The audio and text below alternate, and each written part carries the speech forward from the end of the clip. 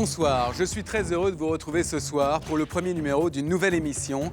Une émission qui va aborder l'environnement sous un angle inédit.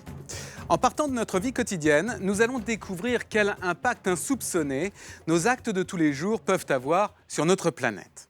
Ce soir, pour cette première, nous avons décidé de nous intéresser à l'incroyable enjeu pour l'environnement et pour l'humanité que représente notre alimentation. Nous sommes aujourd'hui près de 7 milliards d'êtres humains sur Terre. Alors, comment est-il possible de tous se nourrir sans détruire la planète? Pour répondre à cette question, je vous invite à partir en voyage et en enquête aux 4 coins du monde. Vous verrez qu'il existe déjà de nombreuses solutions pour faire face à ce défi. Voici un documentaire que nous avons réalisé avec Jean-Bernard Schmitt et Emmanuel Leclerc.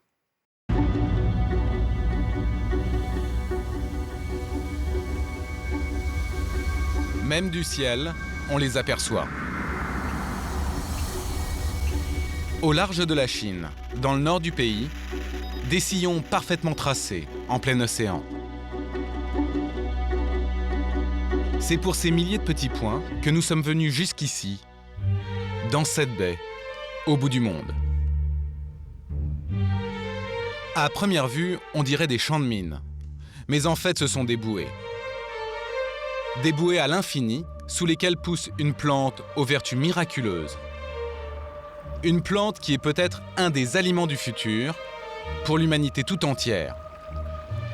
Ce gisement d'or vert, c'est de l'algue. Et pour Wang Mingkuai, que nous accompagnons, il n'y a rien de plus simple à cultiver. Vous voyez, là j'attache une petite pierre au bout de l'algue. Comme ça, elle ne va pas s'envoler avec le vent et elle poussera bien vers le fond. Comme Wang Mingkuai, ils sont des milliers de paysans à récolter l'algue dans cette région. Car en Asie, l'algue se mange. C'est même un aliment de base, consommé matin, midi et soir, par plus d'1 milliard d'individus. C'est excellent pour la santé, ça.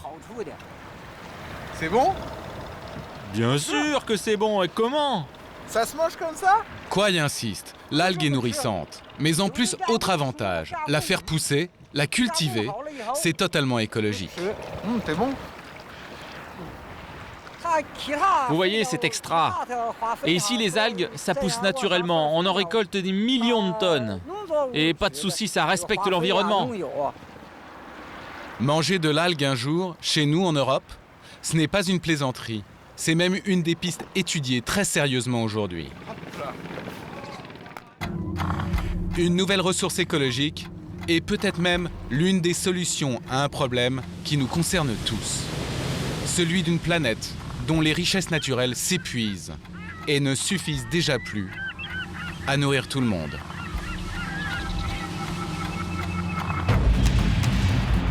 Toujours plus rapide, toujours plus moderne, toujours plus peuplé et surtout, toujours plus affamé. Chaque jour, la planète doit nourrir 200 000 nouvelles bouches. Ce sont 80 millions de personnes en plus chaque année qui veulent toutes manger et manger de tout. Fruits, légumes, poissons ou viande, l'explosion de la consommation touche la plupart des pays du globe. Une mondialisation qui n'est pas sans conséquences sur notre vie. Car tout ce que nous produisons pour manger a un impact insoupçonné sur notre environnement. Tout ce que vous mangez tous les jours a plus d'impact sur la planète que votre maison qu'il faut chauffer, éclairer, etc. ou que vos transports, même quand vous prenez l'avion, la voiture, etc. Voilà ce qui nous a menés aux 4 coins du monde. Nous avons voulu comprendre pourquoi ce que nous mangeons ici a des répercussions là-bas.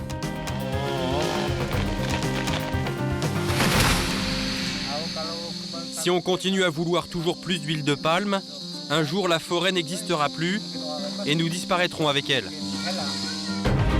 Un voyage pour comprendre comment notre alimentation s'est industrialisée à outrance. On injecte un produit aux bêtes, des hormones de croissance. Grâce à cela, elles grossissent bien plus vite.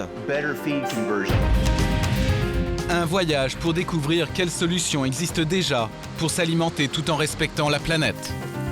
C'est pas un choix économique, c'est un choix qualitatif. C'est un choix d'arriver à donner au consommateur le meilleur produit possible. Un voyage pour explorer de nouvelles habitudes, de nouveaux systèmes économiques, imaginés pour préserver la terre et surtout mieux vivre. Nous, on ne mange que des aliments qui viennent d'à côté de chez nous. Et ça, c'est meilleur pour l'environnement. Se nourrir, un enjeu vital. Un enjeu planétaire qui pousse aujourd'hui certains pays à chercher toujours plus loin des terres à cultiver. Nous, les Indiens, nous avons récupéré ces 10 000 hectares ici en Éthiopie et nous allons les exploiter pendant 60 ans. Des États-Unis à l'Indonésie, de la France jusqu'à l'Éthiopie, nous avons enquêté pour répondre à une question essentielle, une question qui concerne chacun d'entre nous. Comment est-il possible de tous se nourrir sans piller la planète ?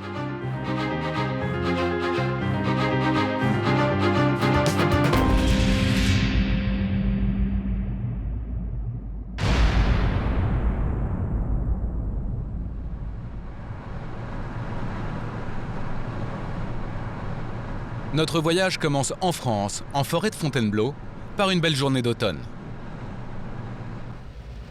Ce dimanche midi, Corinne a décidé de profiter du beau temps pour aller pique-niquer.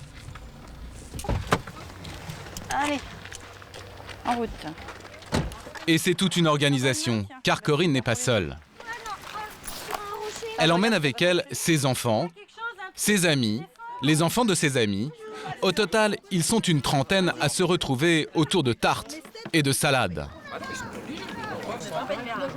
Vous voulez manger un boulet, les enfants, là ? Sans oublier l'ingrédient indispensable pour un pique-nique réussi, les chips.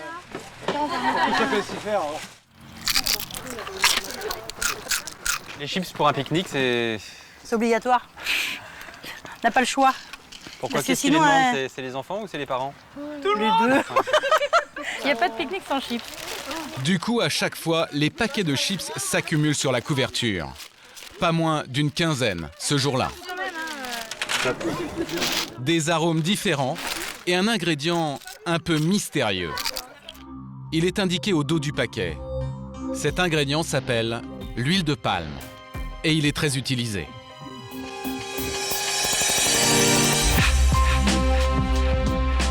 C'est ce que nous avons constaté en démarrant notre enquête.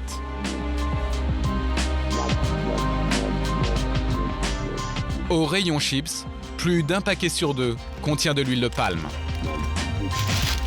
Une huile qui laisse le consommateur perplexe. Est-ce que vous connaissez l'huile de palme? Non, pas du tout. Huile de palme. C'est une plante, là? Non, à vrai dire, je sais pas. C'est une huile qui vient d'une céréale. Mais j'en ai jamais dégusté. Et pourtant, cette huile de palme, nous en consommons tous les jours sans vraiment le savoir. Car aujourd'hui, elle est dans presque tous les rayons. Pour s'en rendre compte, nous avons fait nos courses. Pour le petit déjeuner, des brioches aux pépites de chocolat. Pour déjeuner sur le pouce, un croque-monsieur, une tarte salée ou un plat cuisiné. Des biscuits apéritifs et pour le dîner, des pâtes fraîches. Tous ces produits contiennent de l'huile de palme. Il y en a aussi dans les pâtes feuilletées, les sauces, les pâtes à tartiner, les confiseries, les biscuits, les soupes, les glaces, les céréales, le pain grillé. Une huile de palme que l'on retrouve même dans du lait pour bébé.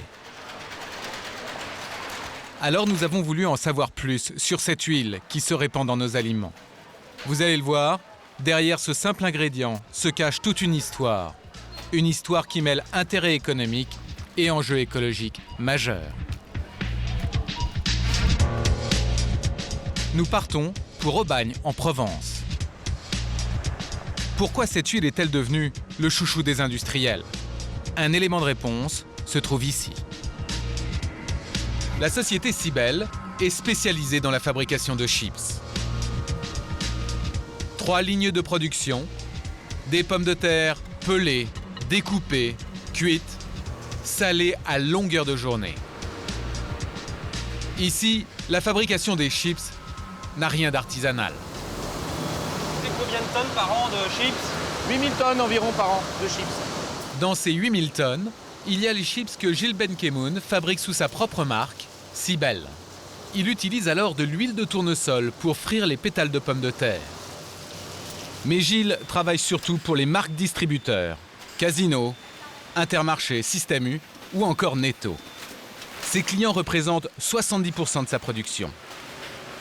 Et souvent, ils lui demandent la même chose, produire moins cher. Alors Gilles n'a pas le choix, il remplace l'huile de tournesol par de l'huile de palme. Cette cube, c'est l'huile de palme qui est injectée par les tuyaux dans la friteuse. C'est quoi l'intérêt aujourd'hui d'utiliser de l'huile de palme pour faire des chips? Le prix. Parce que l'huile de palme est bien moins chère, c'est ça? Oui. Une huile imbattable, environ 15% moins chère que toutes les autres. Et cette huile miracle qui permet de fabriquer moins cher, voici à quoi elle ressemble. Dans son laboratoire, Gilles Benkemoun en garde quelques échantillons. En fait, on a plus l'impression que c'est du sirop, ça, presque. C'est ça, on dirait du sirop, ouais. L'huile de palme, les industriels de l'alimentaire l'utilisent de plus en plus dans leurs recettes. C'est même aujourd'hui la matière grasse la plus employée au monde. Le problème, c'est que la plupart des entreprises s'approvisionnent au même endroit. Conséquence, cette production d'huile bouleverse l'environnement et la vie de populations entières à l'autre bout de la planète.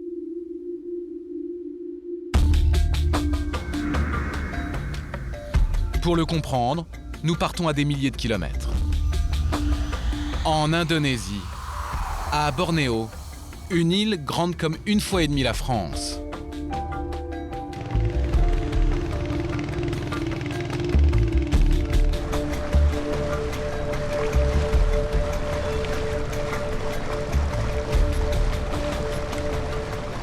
Accrochée au fleuve Kahayan, la ville de Palangkaraya.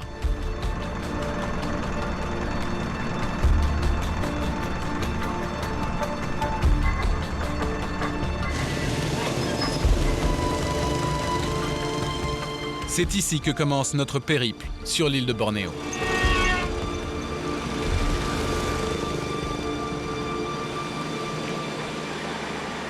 Le cœur de l'industrie de l'huile de palme se trouve à 6 heures de route.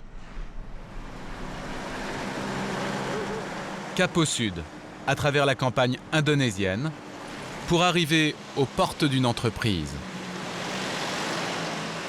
À l'entrée, sur la pancarte, un W pour Wilmar, un géant de l'huile de palme, le plus gros producteur de toute l'Asie du Sud-Est. Et voici ce que gardent ces hommes en uniforme. Dans l'ocre de la piste, de chaque côté, un seul arbre, toujours le même, le palmier à huile.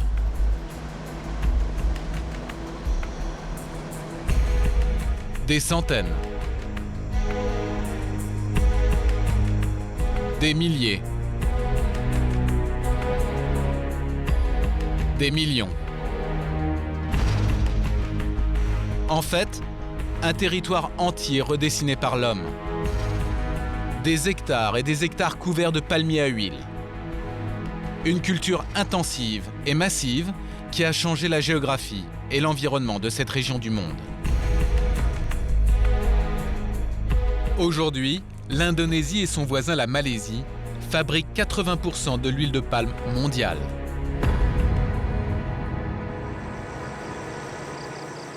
Et pour assurer la production, une armée d'ouvriers est sur le pied de guerre 365 jours par an.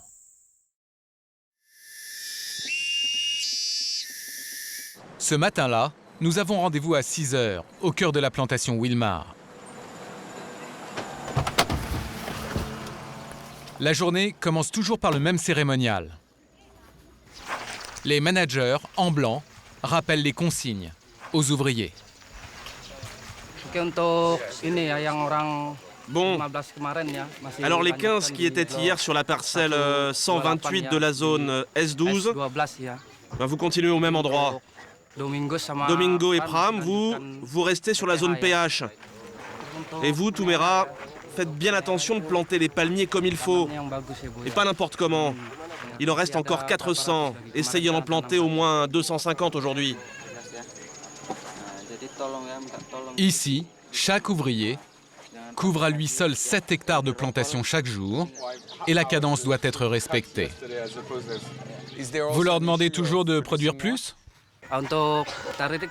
L'objectif qu'ils doivent atteindre, c'est de ramasser les fruits de 2 ou 3 rangées de palmiers par jour. Généralement, ils y arrivent, mais je le répète quand même pour que la production ne baisse pas. Si je ne le répète pas, il y en a qui travaillent moins bien. Ouais, c'est une façon de leur mettre la pression, quoi. Et voilà, c'est ça. Et si les managers mettent autant la pression sur leurs ouvriers, c'est parce que ce qui se récolte ici a une immense valeur. Ce fruit rouge qui pousse en grosses grappes à quelques mètres du sol. Voilà d'où vient l'huile de palme. Et c'est cela que des employés comme Tomaro viennent chaque jour cueillir. Tomaro a 27 ans. Il est venu de Java, l'île voisine, pour trouver du travail. Et toute la journée, avec sa longue perche, il traque les meilleurs fruits. Vous pouvez m'expliquer qu'est-ce qu'il y a là? C'est de l'huile? Vous voyez ce fruit-là, il est bien rouge à l'extérieur et très orange à l'intérieur. Ça veut dire qu'il est mûr. Il y a plein d'huile dedans. Ah oui, c'est huileux. C'est gras, c'est ça? Exactement. Et pour être bien sûr que Tomaro ne va ramasser que les fruits les plus mûrs, Wilmar a trouvé la solution. L'entreprise le paye pour partie en fonction des fruits qu'il récolte. Plus ils sont gorgés d'huile, plus Tomaro gagne de l'argent. En moyenne, 2 € par jour pour livrer sur le bord du chemin sa production quotidienne de fruits. Des fruits qui sont immédiatement collectés par une armada de camions qui sillonnent sans cesse la plantation. Car pour répondre à une demande en pleine explosion et tenir les cadences, la société a tout prévu. L'huile est fabriquée directement sur place, dans ce pressoir. Une usine qui tourne jour et nuit, dans un vacarme assourdissant. Les fruits récoltés y sont immédiatement déversés. Ils sont bouillis dans ces grandes citernes, écrasés, filtrés pour finalement devenir ce liquide sombre à l'odeur pestilentielle. Mais ça, Harry, le manager de l'usine, n'en a pas grand-chose à faire. Lui, il n'a qu'un seul objectif, augmenter la production d'huile. En 2 ans, il l'a presque doublée. Elle atteindra bientôt 100 000 tonnes et ce n'est pas près de s'arrêter. Ça, c'est l'huile de palme que nous, en Europe, on va consommer? Oui, d'abord on la raffine et puis on l'envoie chez vous. Vous en trouverez partout dans votre supermarché. Dans les gâteaux, les biscuits, dans les poissons panés. Vraiment partout. Ça veut dire que c'est une cash machine, cette huile, pour vous? Bien sûr, parce qu'elle coûte pas cher à produire. Il faut savoir que le rendement chez nous, il est excellent. Ça n'a rien à voir avec l'huile de soja. Imaginez qu'un hectare de palmier, ça donne 10 fois plus d'huile qu'un hectare de soja. Voilà pourquoi l'huile de palme, elle est moins chère. Ici, en Indonésie, cette huile de palme si abondante est considérée comme un cadeau du ciel. Un cadeau en réalité, tout ce qu'il y a de plus terrestre. Une culture lancée par un Français il y a presque un siècle. En 1905, Henri Fauconnier arrive en Asie. Un pionnier, écrivain, un peu touche-à-tout, qui veut d'abord cultiver le caoutchouc. Puis il a l'idée avec un ami d'importer du Congo quelques graines de palmier à huile. Un arbre qui pousse là-bas avec une facilité étonnante. En 1912, il fonde en Malaisie la première exploitation commerciale de palmier à huile, puis acquiert des terres en Indonésie. Le succès de cette culture ne se démentira pas.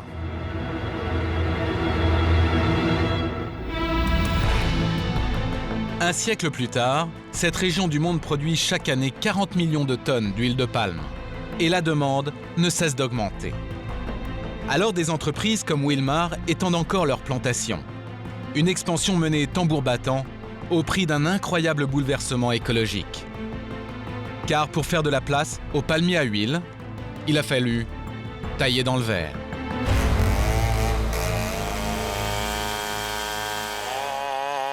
Des tronçonneuses qui abattent des arbres.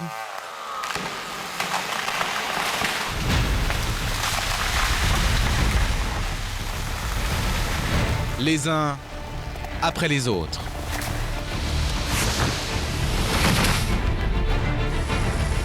Avec des machines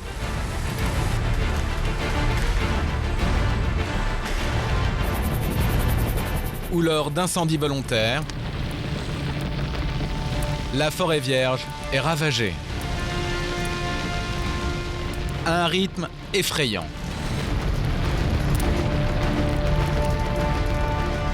Ici à Bornéo, 2 millions d'hectares disparaissent chaque année. Et sur cette île, voici ce qui s'est passé en 60 ans. En 1950, la forêt vierge est partout. Au fil des années, elle disparaît irrémédiablement. Et dans 10 ans, si rien n'est fait, voici ce qu'il en restera.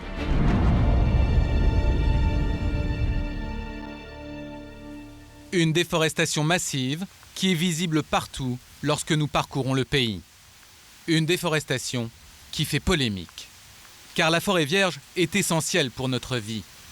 Pour le comprendre, nous nous rendons dans l'un des derniers espaces préservés de ces plantations. De la forêt primaire, conservée par la société Wilmar, sous la pression de l'opinion.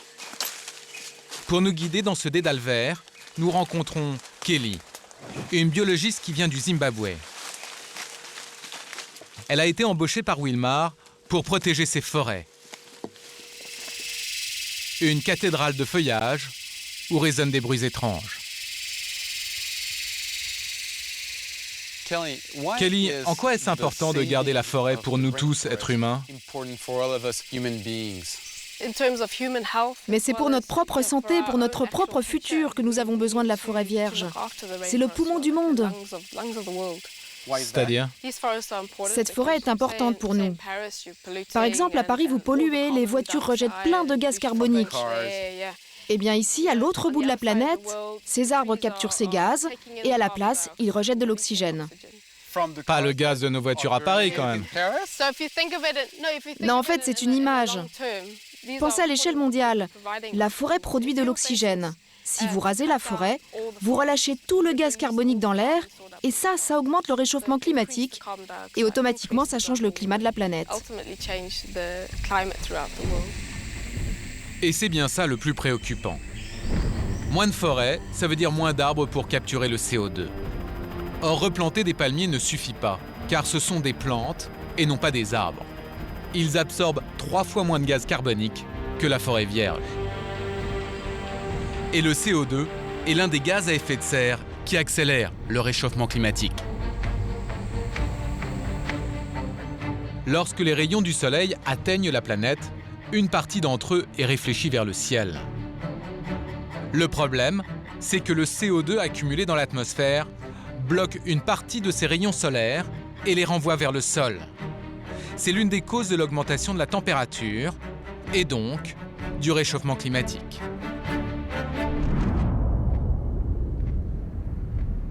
Et l'Indonésie a sa part de responsabilité. Ce pays est devenu l'un des principaux producteurs mondiaux de gaz à effet de serre, en grande partie à cause de cette déforestation massive.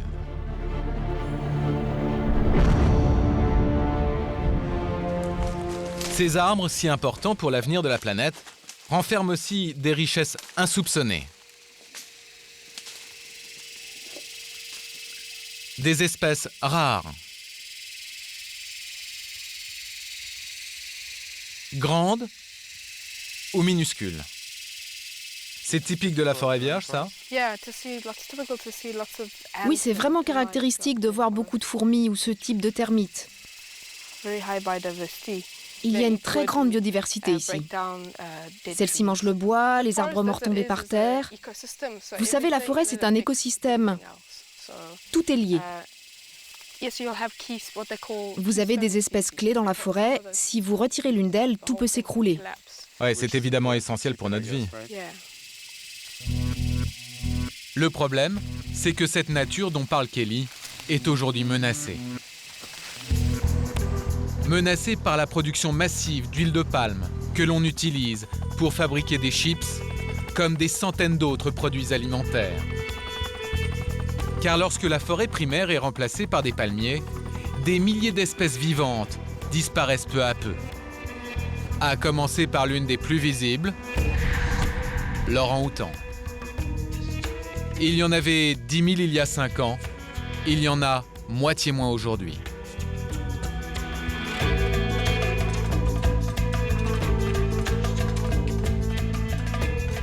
Ces singes sont souvent tués lorsque les arbres sont coupés. Ceux qui en réchappent errent parmi les palmiers à huile et meurent de faim.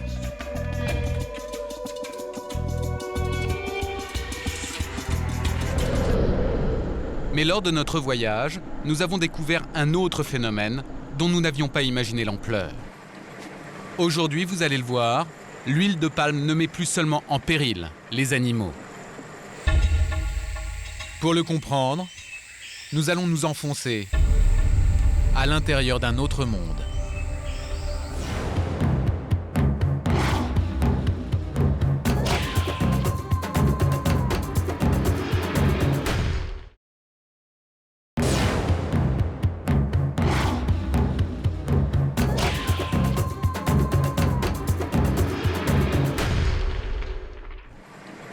Aujourd'hui, vous allez le voir, l'huile de palme ne met plus seulement en péril les animaux.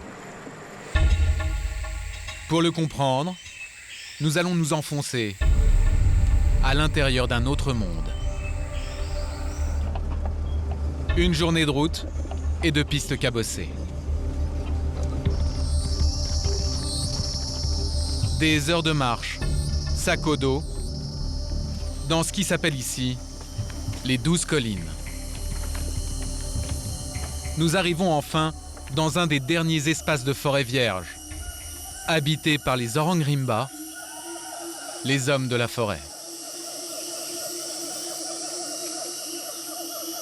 Tumangun est le chef de la tribu. Avec sa femme et ses 17 enfants, ils habitent ces abris sommaires qu'ils bâtissent où ils veulent. Ils sont nomades. Depuis des générations, ils vivent en harmonie totale avec la nature.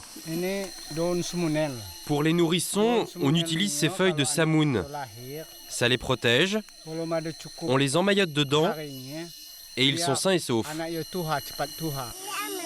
Il y a 64 familles ici, dans un espace de vie qui se réduit sans cesse à cause de la déforestation. Et c'est toute leur existence qui est en jeu. Car moins de forêt, cela signifie moins de nourriture. Les Orang Rimba vivent de la pêche et de la chasse. Et actuellement, la viande devient de plus en plus rare. C'est de plus en plus difficile pour moi de trouver à manger pour ma famille. Avant, la forêt était plus grande. C'était plus facile pour nous de chasser. Il y avait plus d'animaux. Maintenant que la forêt rétrécit, c'est beaucoup plus dur. Pour ce cochon sauvage, par exemple, il a fallu chasser plusieurs jours au fin fond de la forêt, alors qu'auparavant, quelques heures aux alentours suffisaient. Désormais, pour subsister, les Orang Rimba vendent aux hommes de la ville ces fruits rouges utilisés pour colorer les tissus, ou ce bois qui sert à fabriquer des chaises ou des tables. Mais aujourd'hui, Tumangun ne sait pas si ses enfants pourront vivre comme lui a vécu, en homme des forêts. Bien sûr qu'on est en danger. L'huile de palme, c'est une menace pour nous. Si les plantations de palmiers continuent à grossir, un jour la forêt n'existera plus et nous non plus. C'en sera fini des Orang Rimba.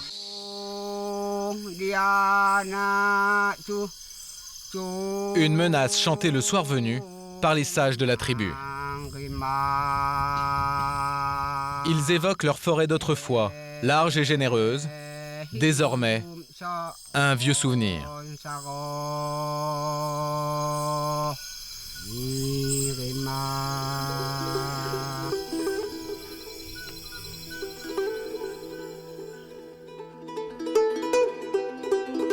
Les Orang Rimba parviendront-ils à préserver leur forêt? Pour cela, il faudrait que la demande en huile de palme diminue. C'est l'Europe qui en importe le plus.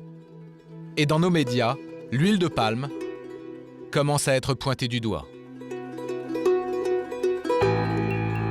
Pour des raisons environnementales, mais pas uniquement. L'huile de palme serait également mauvaise pour notre santé. Elle contient 4 fois plus de mauvaise graisse que l'huile de tournesol ou de colza. Pour toutes ces raisons, nous sommes de plus en plus nombreux à vouloir diminuer notre consommation d'huile de palme. Mais encore faut-il savoir dans quels produits elle se trouve, car en ce moment, certains industriels jouent sur l'ambiguïté.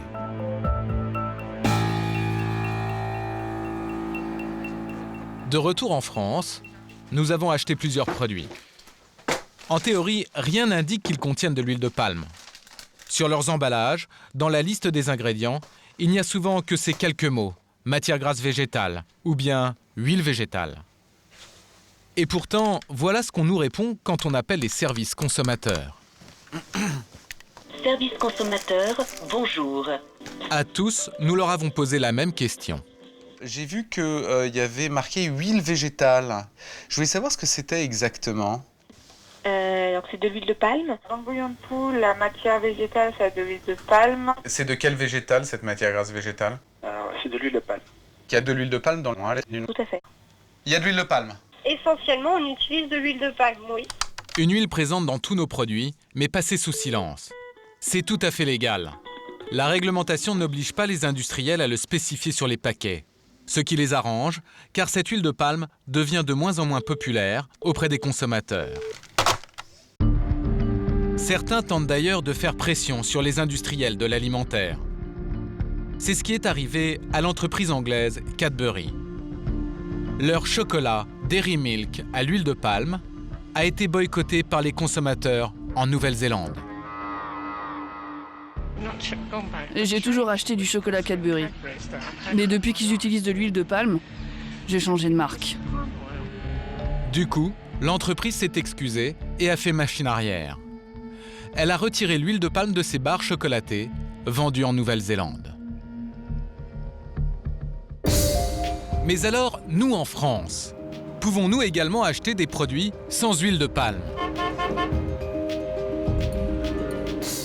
Notre enquête nous conduit dans le nord de la France, à Boulogne-sur-Mer, siège d'une marque vieille de 60 ans, très connue des Français, l'entreprise Findus.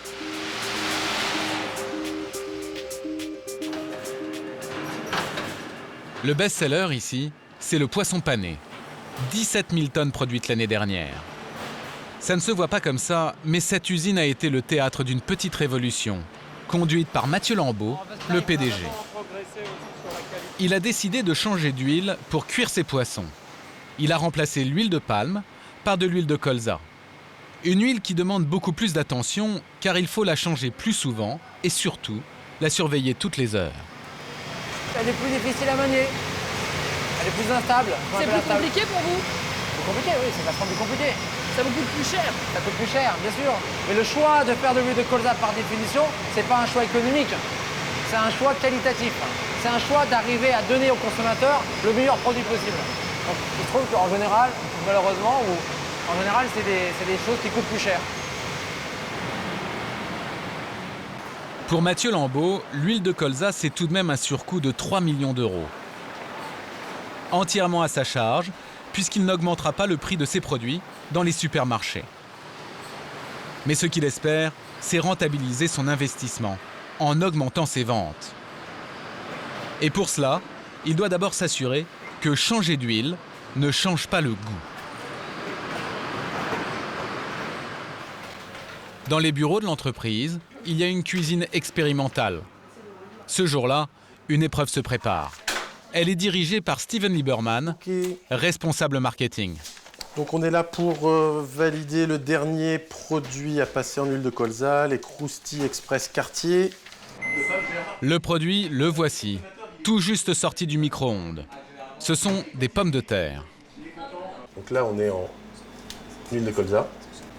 Et là, c'est... Palme et colza. Palme et colza. Ok, allez-y. Ce qui est important, c'est de juger, est-ce que vous voyez une différence de goût, est-ce que c'est un peu moins gras, est-ce que le produit est toujours aussi croustillant? Enfin, je vois pas de différence entre les deux, en tout cas. Même constat pour Steven et son équipe. Reste maintenant à transformer l'opération en machine à vendre. Pour cela, l'argument est bien mis en évidence sur le paquet.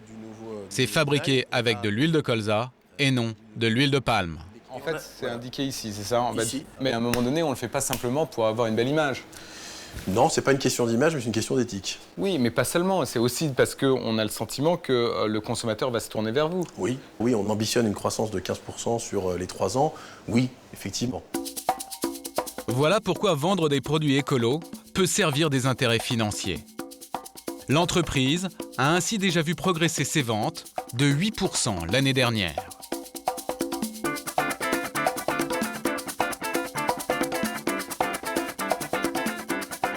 Le citoyen, le consommateur a donc le pouvoir de faire changer les méthodes des industriels. En faisant attention à ce qu'il achète, il peut inciter les entreprises de l'agroalimentaire à davantage respecter l'environnement. L'enjeu est de taille, car actuellement, 80% de ce que nous mangeons est produit industriellement. Et la tendance va encore s'amplifier. Nous serons 7 milliards d'humains en 2012 à vouloir manger plus, mais surtout manger la même chose. Du poulet en nuggets, des saucisses industrielles ou des yaourts aux fruits. Mais l'aliment qui depuis quelques années est devenu la star absolue des assiettes du monde entier, viande hachée, de la vraie viande rouge pour garder la ligne. C'est le bœuf. Ah oui alors, moi je ne mange que ça. Vous avez vu? Pas mal. En 50 ans, Européens et Américains ont doublé leur consommation de viande. Rien qu'en France, nous avalons 350 grammes de bœuf par semaine. Mais aujourd'hui, nous ne sommes plus les seuls à vouloir manger de la viande. Désormais, tout le monde veut son steak. Russes, Chinois, Pakistanais, Indiens ou Brésiliens, sur tous les continents, le bœuf est en train de devenir l'aliment préféré des classes moyennes, le symbole de la réussite économique. Dans 40 ans, la consommation mondiale aura doublé. Or, vous allez découvrir que produire en masse de la viande de bœuf est l'une des activités les plus polluantes pour notre planète.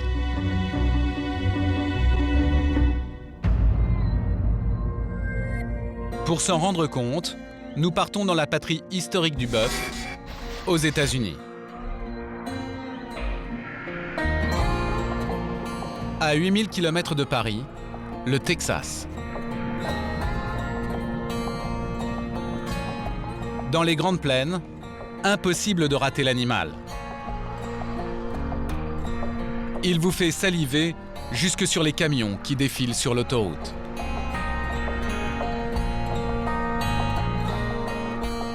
Ici, les habitants consomment 40 kilos de bœuf par personne et par an, 4 fois plus que la moyenne mondiale. Steakhouse ou fast-food, partout le bœuf est roi.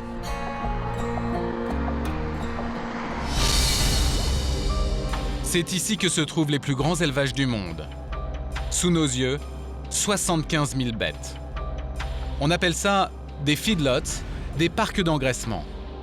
Il s'agit plutôt d'usines à faire grossir les vaches, un système qui défie toutes les lois de la nature.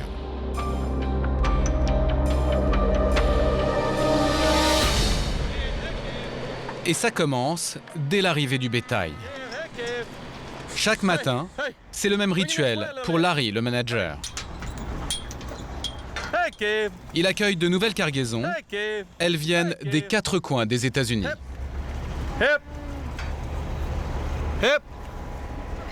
Vous en recevez beaucoup?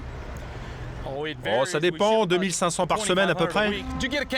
Le programme qui les attend, 6 mois d'un régime intensif avant l'abattoir. Et dès l'arrivée, elle passe sur la balance.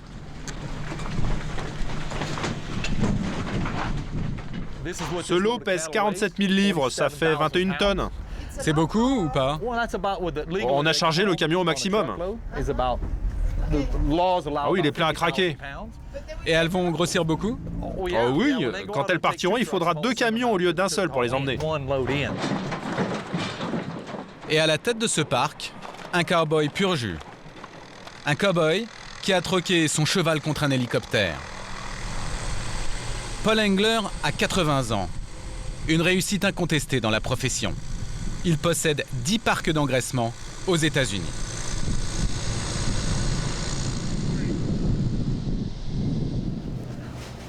Dans les bureaux de Cactus Feeder, son entreprise, les employés le voient rarement plus d'une fois par semaine.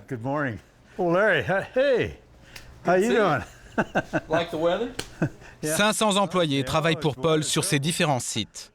Et le patron n'a plus grand-chose à faire, sinon se réjouir de l'augmentation de son cours de bourse. En 1990, la compagnie était valorisée à $40 l'action. Vous voyez, on a fait beaucoup de profits et maintenant on est à $328 par action. On est vraiment très fiers. Fils d'éleveur traditionnel, Paul Engler s'est lancé dans le business il y a 50 ans. À l'époque, il était l'un des tout premiers à opter pour l'élevage intensif. Jusqu'aux années 40, avant de partir à l'abattoir, les vaches ne mangeaient que de l'herbe dans de grands espaces. Mais après la guerre, tout a changé. La demande de viande explose, c'est la période des 30 Glorieuses. Fast-food à tous les coins de rue et hamburger pour tous, le bœuf se démocratise.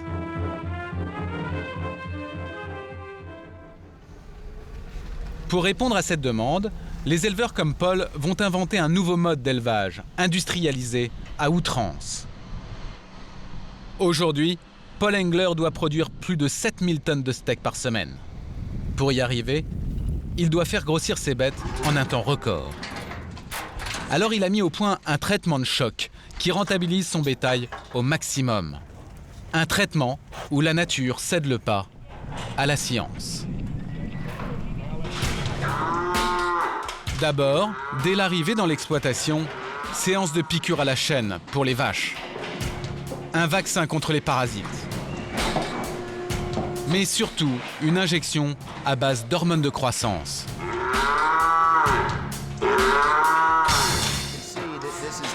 Voici les doses qu'on injecte aux bêtes. Bon, ce sont essentiellement des hormones de croissance. Grâce à ces piqûres, les vaches grossissent plus vite. Du coup, on a besoin de moins de nourriture pour produire 1 kg de viande de bœuf. Moins de nourriture, certes, mais une nourriture ultra dopante. Car ici, les vaches suivent un régime qui les transforme en d'incroyables machines à viande. Dans le feedlot, elles n'ont pas d'herbe à brouter. Leur repas est entièrement fabriqué à l'usine. L'ingrédient principal arrive par camion. Des tonnes de maïs stockées pour le bétail. Or, par nature, les vaches ne mangent pas de céréales. Qu'importe, le nutritionniste n'a pas d'état d'âme. Les animaux vont devoir s'y faire. On nourrit les bêtes au maïs parce que le maïs, ça leur fait prendre du poids beaucoup plus vite. Évidemment, avec leur estomac qui est habitué à l'herbe, il faut les adapter à ce nouveau régime. Alors au début, on leur donne un mélange d'herbe et de maïs. Et puis ensuite, on passe entièrement au maïs. Mais il y a encore mieux pour engraisser une vache. Dans ces machines, le maïs est transformé en un aliment hypercalorique. Un aliment que nous connaissons tous au petit déjeuner, le cornflakes. En transformant le maïs en cornflakes, on augmente encore la prise de poids de 10 à 12%. Les vaches sont ainsi gavées par camion jour et nuit. Un régime qui leur fait prendre plus d'1 kilo par jour. Résultat, chaque bête est prête pour l'abattoir en seulement 18 mois au lieu de 3 ans d'ordinaire. Voilà pourquoi ce système de production s'est exporté dans de nombreux pays. En Australie, en Argentine ou au Brésil. En France, le recours aux hormones de croissance est interdit dans les élevages. En revanche, plus de la moitié des vaches qui finissent dans nos assiettes a été nourrie avec des céréales de manière industrielle. Grâce à ces méthodes, dans les supermarchés du monde entier, le prix de la viande a ainsi baissé de plus de 30% en 30 ans. Mais fournir un steak toujours moins cher à toujours plus de monde a un coût écologique gigantesque. Car les élevages de masse sont extrêmement polluants. D'abord, à cause de ce qu'ingurgite le bœuf. Plus d'1 tonne de céréales avant d'aller à l'abattoir. Or, pour produire ces céréales, il a fallu parfois raser des forêts entières, asperger des champs de pesticides, puis acheminer le maïs avec des milliers de camions qui rejettent du dioxyde de carbone dans l'atmosphère. Mais ce n'est pas tout. Une grande part de la pollution provient de la vache elle-même. Lorsqu'elle rumine et digère ses aliments, la vache rejette un gaz très polluant, le méthane. Ce gaz est l'un des plus nocifs pour la planète. Au total, selon l'Organisation mondiale de l'agriculture, la FAO, les élevages industriels, surtout de bœuf, sont responsables de 18% des gaz à effet de serre émis dans le monde. C'est plus que toutes les voitures qui roulent sur la planète.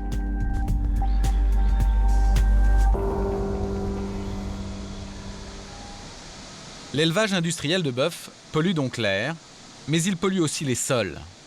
Et cela met directement en danger notre santé. Au départ, cela peut prêter à sourire. Mais pour Larry, le manager du feedlot, c'est un vrai problème. 75 000 bêtes concentrées sur une surface réduite, ça laisse des traces.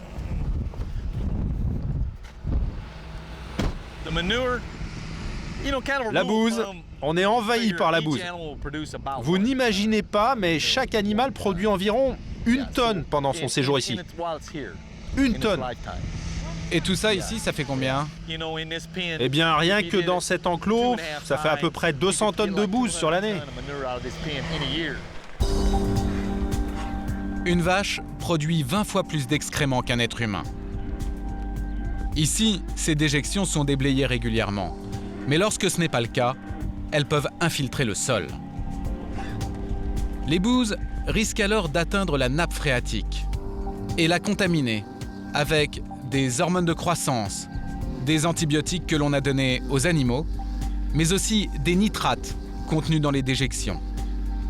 Or, la nappe phréatique alimente la population en eau. Et cette pollution peut avoir des conséquences dramatiques sur la santé. Aujourd'hui, des dizaines de milliers d'Américains sont confrontés à ce problème. Pour le comprendre, nous avons mené l'enquête tout autour de ces élevages intensifs. Direction l'État de l'Idaho, dans le nord-ouest des États-Unis. Une région très rurale où les vaches sont 2 fois plus nombreuses que les habitants. Ici, comme ailleurs dans le pays, les élevages ont des effets dévastateurs sur la santé. Alors face à cette menace, une femme a décidé de briser le silence.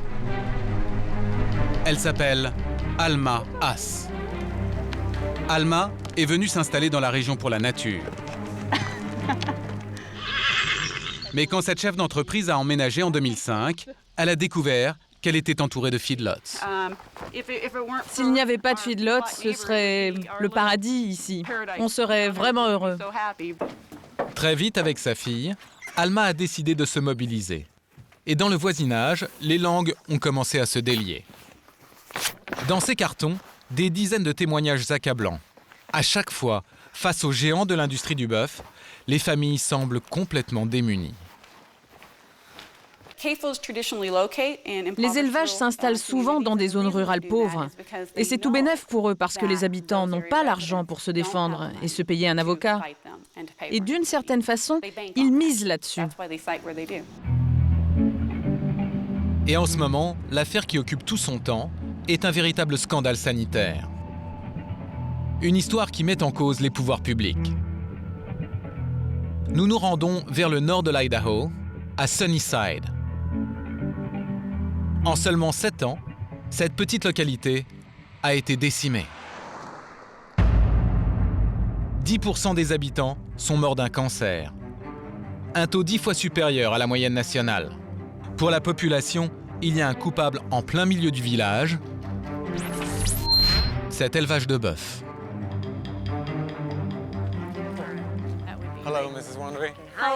Parmi les survivants de cette hécatombe, les Wandrys. Bonjour Monsieur Wandry, merci de nous recevoir. Bonjour, ouais, je suis pas très présentable. Hein. Oh, ça va, vous êtes parfait. Pearl et Jim Wandrys, aujourd'hui retraités, habitent cette maison depuis 1990. Ils travaillaient dans leur petite station-service quand ils ont vu s'installer en bordure de leur propriété 4000 vaches. C'était il y a 10 ans. Aujourd'hui, l'exploitation est fermée, mais elle a laissé des traces. Voici ce que les Wandrys voyaient depuis chez eux.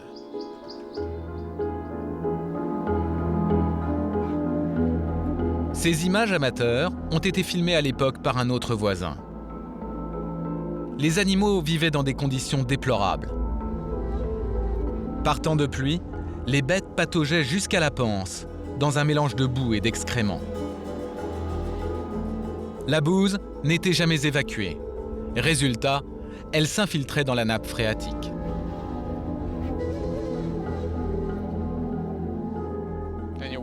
Et votre eau, elle était comment ? Elle était noire, on ne pouvait pas se doucher. Pour faire la vaisselle, c'était vraiment dégoûtant. Et le comble, c'est que l'État de l'Idaho le savait, les habitants en ont aujourd'hui la preuve. Dans ce rapport, les autorités reconnaissent avoir fait dès 2004 des tests sur l'eau des habitants. Nitrates, hormones de croissance, antibiotiques, tous ces produits ont été détectés. Il est même écrit que ces éléments présentent des risques pour la santé des résidents. Pourtant, les riverains qui demandaient la fermeture de l'exploitation n'ont jamais été écoutés par les autorités. Elle se renvoyait la balle. L'agriculture disait qu'il fallait s'adresser à l'environnement, l'environnement disait qu'il fallait s'adresser à l'agriculture. Ils nous ont baladés pendant des années. L'État ne demandera jamais de compte à l'éleveur, qui partira finalement de lui-même parce que son élevage n'était plus assez rentable. Mais le problème, c'est que la bouse, elle, est toujours là.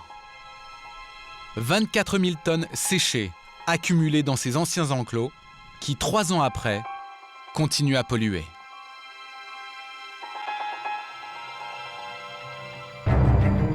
Mais alors, pourquoi l'État a-t-il laissé faire ?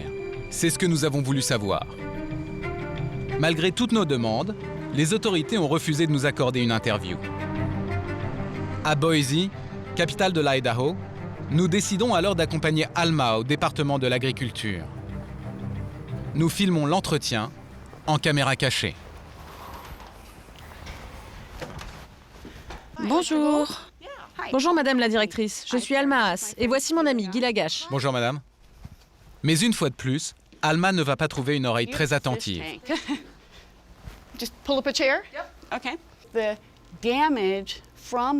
L'ancien feedlot continue à polluer, c'est un vrai problème. Ces personnes souffrent toujours, tous les jours. On ne sait même pas quelles conséquences ça va avoir pour eux à long terme. Personne de votre département n'a jamais cherché à s'informer auprès des riverains. Il y a des cancers, des leucémies, il y a des vrais problèmes de santé publique et tout le monde continue à s'en moquer. Ce n'est pas juste. Attendez une minute, je vais chercher Brian.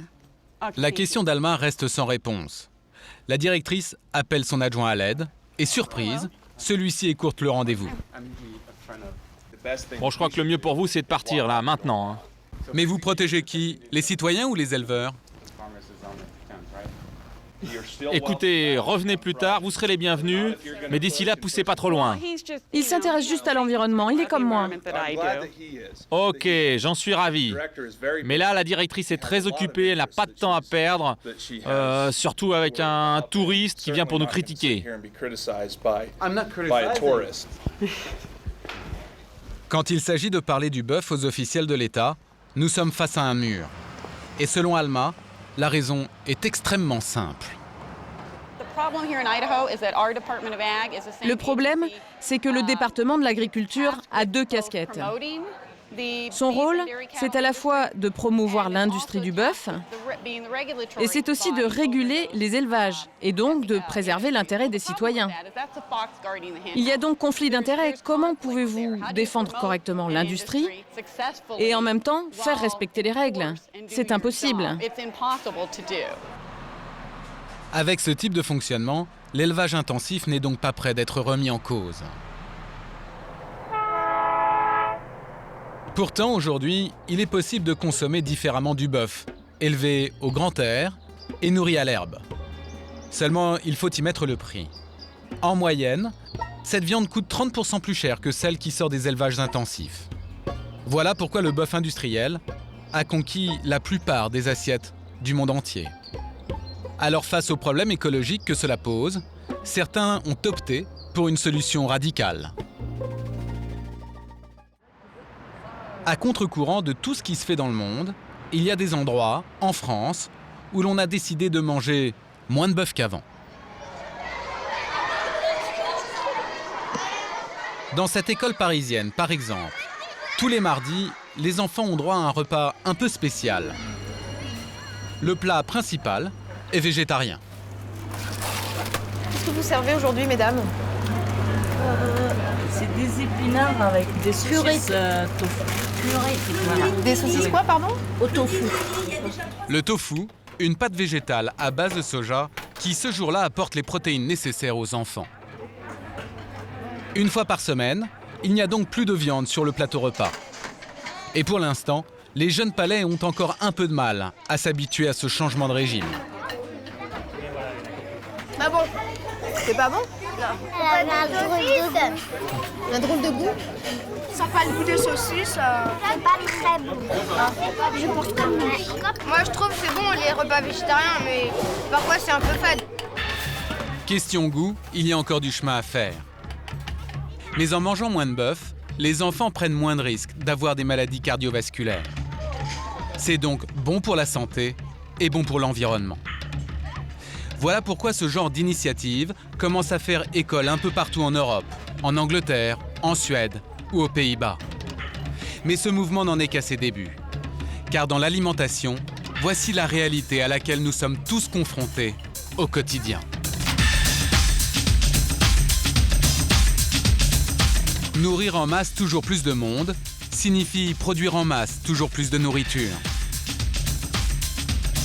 Une alimentation industrielle dont on vient de voir les conséquences les plus visibles sur l'environnement. Mais avec cette alimentation mondialisée, il y a un autre coût écologique, un impact que nous, consommateurs, sommes parfois très loin d'imaginer. Pour nous en rendre compte, nous sommes allés les yeux grands ouverts dans un lieu qui nous est familier.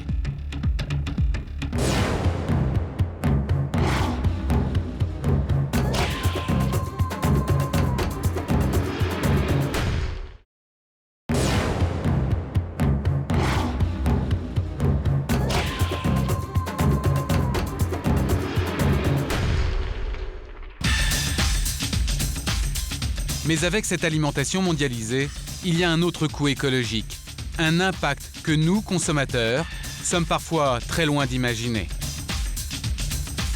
Pour nous en rendre compte, nous sommes allés les yeux grands ouverts dans un lieu qui nous est familier. Dans un hypermarché, lorsque nous faisons nos courses, nous avons un choix de plus en plus grand. 3 fois plus de références qu'il y a 10 ans.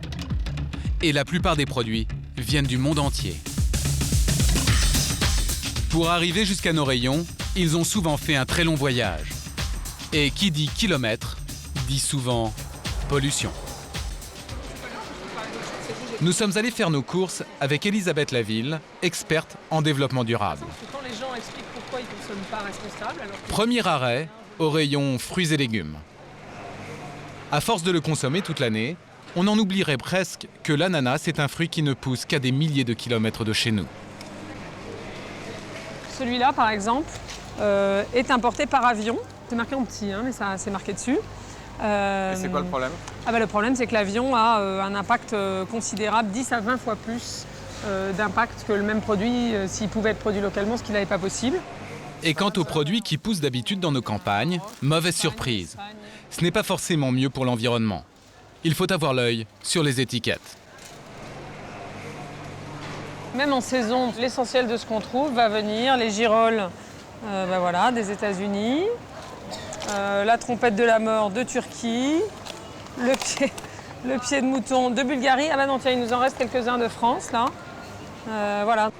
Au rayon conserve, c'est encore pire, car la mention de la provenance n'est pas obligatoire.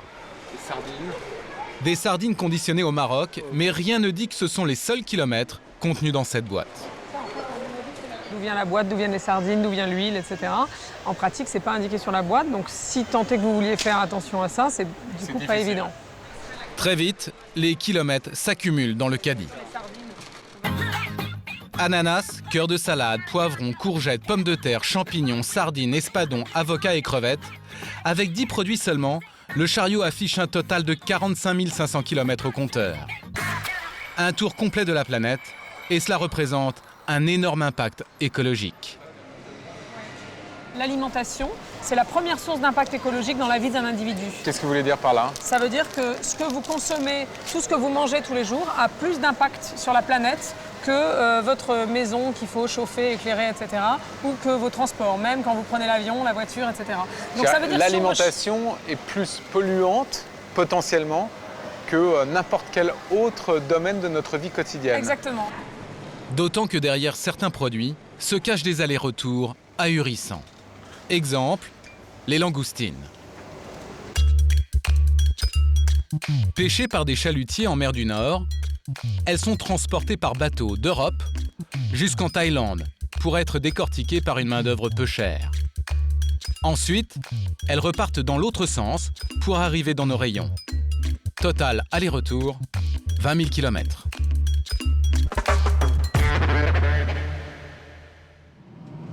Pour enrayer cette inflation kilométrique, certains ont décidé de se mobiliser. Étonnamment, c'est au pays du fast-food que ça se passe, aux États-Unis.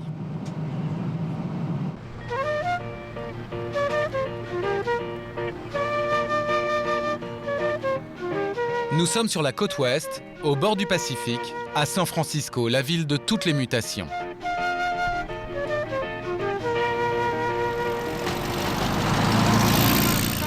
Après les révolutions hippie, gay ou high-tech, aujourd'hui c'est le green business qui déferle sur la baie.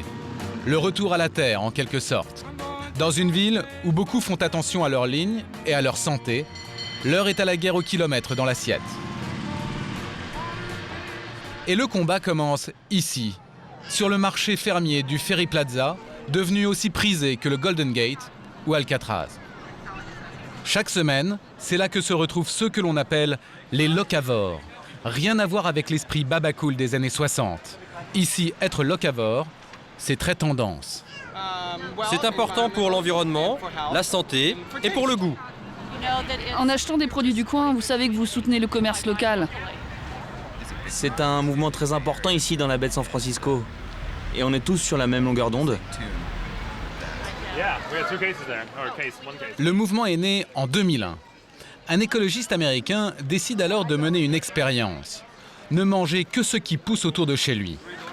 Son récit devient un best-seller dans tout le pays et lance la mode des locavores.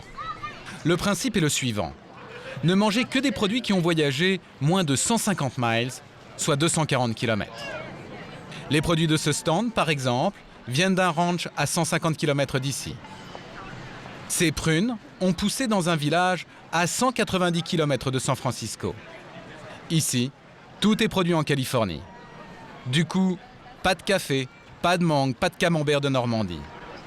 Et malgré cela, le marché fait le plein toutes les semaines et ce succès suscite des vocations. C'est le cas par exemple d'un jeune Français, Benoît, débarqué ici il y a 6 ans pour tenter l'aventure du local business en Californie. À la base, une idée simple que lui a soufflé sa femme américaine. Un yaourt à l'ancienne, fait avec des ingrédients 100% locaux. Thank you. We'll see you later. Alors on en a à la fraise, à la myrtille, au citron. Le miel et tous les fruits de ces yaourts, c'est ici, sans autre transport additionnel, que Benoît les récupère en main propre chaque semaine. En quelques années, son yaourt s'est fait un nom et son stand ne désemplit pas. C'est le côté local, bio, le packaging et puis comme on dit, la French touch, quoi, le côté qui est un ferment français, que c'est un yaourt un petit peu plus doux. Ça aussi différencie le produit. D'ici la fin de la journée, Benoît aura vendu 500 yaourts. La demande de produits fabriqués dans la région ne cesse d'augmenter. Actuellement, en Californie, le modèle local est en plein essor. La plupart des grandes surfaces se sont lancées sur le créneau. Mais il y en a une qui surpasse toutes les autres. Whole Foods, une chaîne d'hypermarchés bio, créée dans les années 80. C'est là que Benoît écoule près de la moitié de sa production. 120 points de vente dans le nord de la Californie. Désormais, le Saint-Benoît est en tête de gondole, avec en prime la photo du producteur, souriant, naturel et bien entendu local. Mais des fabricants comme Benoît, ça ne se trouve pas si facilement. Alors pour s'approvisionner, l'enseigne doit sans cesse traquer les meilleurs producteurs de la région. Pour cela, elle envoie sur le terrain des têtes chercheuses comme Harve. Ce prospecteur passe son temps à quadriller le nord de la Californie, 650 km en moyenne chaque semaine.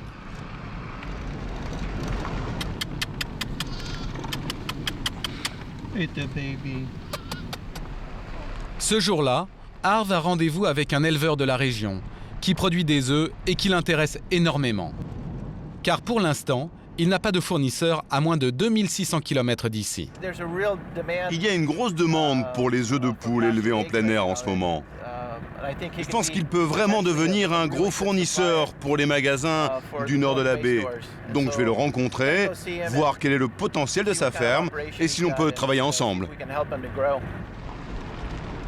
Des œufs frais à seulement 50 km de San Francisco, voilà ce que Harve espère trouver ici, dans la ferme de Don. Hey, salut Don, je suis content de te connaître. Moi aussi, salut. Don est la 4e génération de fermier de sa famille. Un début de carrière dans l'immobilier, puis à 28 ans, il a repris l'exploitation familiale à la retraite de ses parents. C'était il y a 9 ans. Outre l'élevage de moutons, il vient de relancer la production de poules que pratiquaient ses aïeuls. Photo d'époque à l'appui. Regardez-moi ça. C'est une photo de mon père, mon oncle et mon grand-père. Il y a environ 65 ans. À l'époque, ils élevaient des poules ici. Don compte beaucoup sur cette visite. Mais avant de faire affaire, le représentant de Whole Foods veut inspecter l'exploitation de fond en comble. Tu les fais tourner, tes poules, de temps en temps? Tu les changes de pâturage? Oui, je viens juste de le faire d'ailleurs. Les poules sont élevées en liberté, mais cela ne suffit pas selon Harve.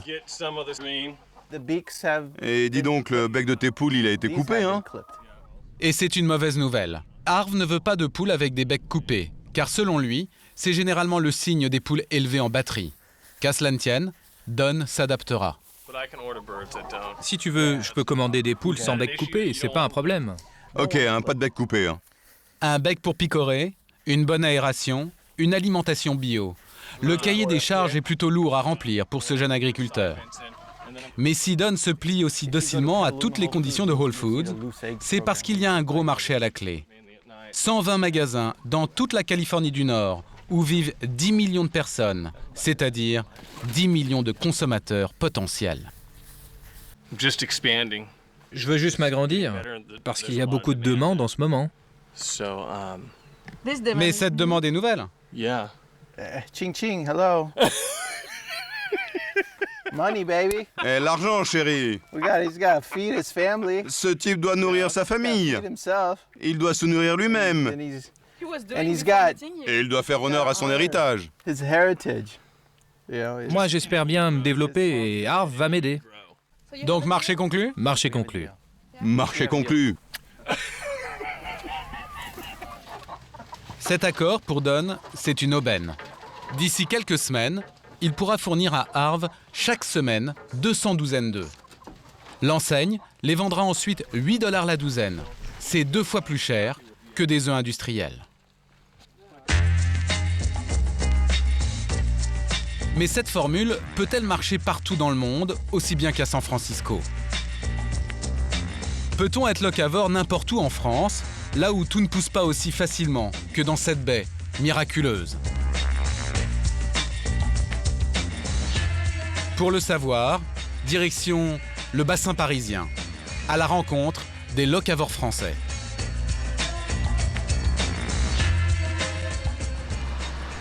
Nous sommes à Fontenay-sous-Bois, loin de San Francisco et des millions de dollars que génère le local food.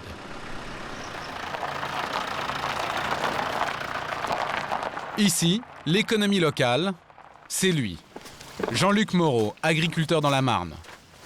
Toutes les semaines, il livre en personne les 500 kilos de légumes qu'il a récoltés le matin sur son exploitation pour ravitailler les locavores de Fontenay. Là, j'arrive de Broussy-le-Grand dans la Marne. Donc, j'amène mes légumes pour la MAP de Fontenay. La MAP, ce n'est pas un marché. C'est l'Association pour le maintien d'une agriculture paysanne. Un groupement de consommateurs, comme il y en a 1200 en France. Ce jour-là, dans son camion, des brocolis, des épinards et une petite originalité de saison. Cette semaine, la nouveauté, ça va être le potimarron. Parce qu'on approche d'Halloween et puis la courge, traditionnellement, elle arrive à l'automne. Donc, les gens apprécient la diversification dans le panier. Donc, le potimarron, c'est intéressant d'en amener maintenant, quoi. Ces potimarrons et tous les autres légumes, les adhérents les ont achetés en début d'année lorsqu'ils ont réglé leur cotisation, 19 € par mois. Bonjour, ça va bien? Ça va, toi? Et ce sont les adhérents également qui assurent la distribution des légumes. On a 60 paniers, 60 petits paniers, 48 grands. On est donc loin des linéaires de Whole Foods en Californie. Car en France, le modèle locavore n'en est qu'au stade associatif. Les épinards. Sébastien, par exemple, est adhérent de la MAP de Fontenay depuis le tout début, il y a 2 ans. Comme lui, ils sont une centaine à venir tous les jeudis soirs récupérer leur panier sans savoir à l'avance ce qu'ils vont y trouver. C'est une petite surprise à chaque fois, donc c'est... voilà. Alors on est parfois un peu circonspect en se demandant ce qu'on va en faire, mais... Quoi par exemple? Le maïs, vous n'avez pas l'habitude de cuisiner le maïs, on se demande comment on va le faire. La semaine passée, par exemple, on avait de rutabaga. C'est un légume qu'on n'a pas forcément l'habitude de cuisiner, donc cela nous a permis de découvrir ce légume. Le panier va devoir nourrir toute la famille pendant une semaine. Sébastien, Mia, Vera et Théodore. Attention. Livraison suivante, jeudi prochain. En attendant, il faudra faire avec ça. Des épinards. Qu'est-ce que c'est, Théodore? C'est quoi? Les petits épinards. Des épinards? Non, c'est pas des épinards. Une courgette. Une courgette énorme. Ça, qu'est-ce que c'est ça? Le marron. Le marron. C'est un potimarron, ouais, c'est vrai. Le gros avantage, c'est que les produits de la MAP n'ont pas voyagé. Comme ces tomates, auxquelles la famille locavore va faire un sort au dîner. Ouais, des steaks de tomates. Rien à voir donc avec la plupart des légumes de supermarché. Elles sont cueillies du jour quasiment, quoi. Donc vous voyez la différence, c'est-à-dire qu'elles n'ont pas subi de... Elles n'ont pas subi de congélation, enfin en tout cas de conservation. Elles ont été cueillies juste à maturité. Ça fait pas mal de différence quand même. Sur la table, ce soir, crudité et purée de pommes de terre de la MAP et cabillaud du marché. Des menus frais, des légumes de saison. Mais une fois l'hiver venu, les repas deviennent un peu monotones. faut manger du chou, quoi. Il faut manger du chou-fleur. Il faut manger des betteraves. L'année dernière, on a eu une overdose de betteraves. Au bout d'un moment, ça lasse. Il y a eu du radis aussi, on a eu overdose de radis. Non, mais c'est... disons qu'on n'a pas le choix dans les légumes, donc on prend ce qu'on nous donne. Malgré ces petits inconvénients, la version française des locavores fait ses preuves. Déjà 60 000 familles adeptes en France. Mais au-delà des produits frais, peut-on faire le reste de ses courses en prenant en compte l'environnement ? Au quotidien, la plupart des Français s'approvisionnent dans les supermarchés. Leurs critères de choix ? Le prix, la qualité, le goût et depuis peu, la planète avec cet indicateur vert, l'indice carbone. C'est Casino le premier qui l'a mis en place. Un indicateur qui mesure la quantité de gaz carbonique, c'est-à-dire de gaz à effet de serre, émis lors de la fabrication des produits. Prenez par exemple ce paquet de brioches. Sur l'étiquette, on peut lire 315 grammes de CO2. Pour ce paquet de fromage râpé, l'indice grimpe à 1190 grammes de gaz carbonique. Mais alors, comment calcule-t-on un indice carbone ? Pour le mesurer, un cabinet indépendant additionne chaque émission de CO2 de la fabrication à la distribution d'un produit. Exemple avec cette plaquette de chocolat noir. Pour 100 grammes de produit, la culture du cacao en Afrique et celle de la betterave à sucre en Europe auront émis 47 grammes de gaz carbonique. Le transport des matières premières jusqu'à l'usine, 41 grammes. La fabrication de la plaquette, la phase la moins polluante, 17 grammes. Les différents emballages, 36 grammes. Enfin, la phase la plus polluante, l'acheminement de la plaquette de l'usine jusqu'aux différents magasins, 179 grammes.